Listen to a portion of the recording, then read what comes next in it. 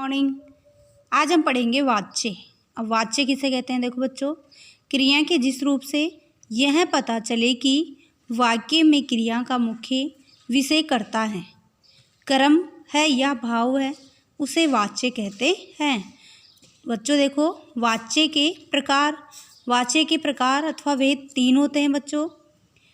वाच्य के भेद देखो बच्चों, पहला है कर्तवाच्य, दूसरा है क्रमवाच्य, तीसरा है भाववाच्य। ठीक है बच्चों। अब पहला है कर्तवाच्य। कर्तवाच्य का अर्थ होता है बच्चों क्रिया का कर्ता के अनुसार रूप बदलना। कर्तवाच्य का अर्थ क्या हो गया बच्चों? क्रिया का कर्ता के अनुसार रूप बदलना।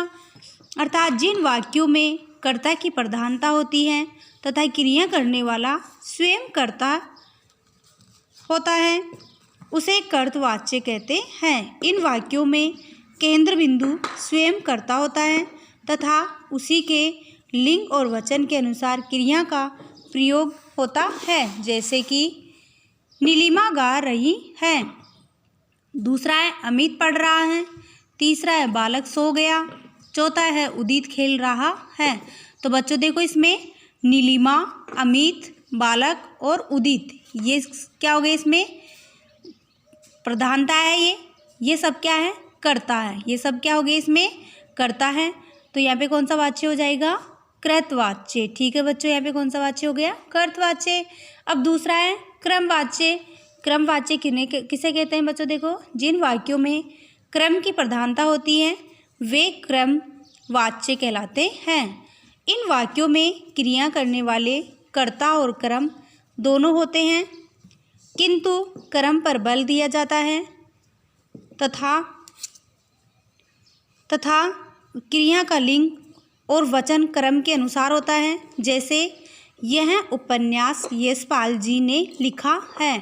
तो यहाँ पर क्रम क्या है? इसमें उपन्यास क्रम हो गया कि प्रधानता है और कृतवाच्य है इसमें। ठीक है बच्चों। और यशपाल जी क्या है? इसमें कर्ता है। यशपाल जी क्या हो गया? इसमें कर्ता है। तो यहाँ पे कौन सा वाच्य हो जाएगा?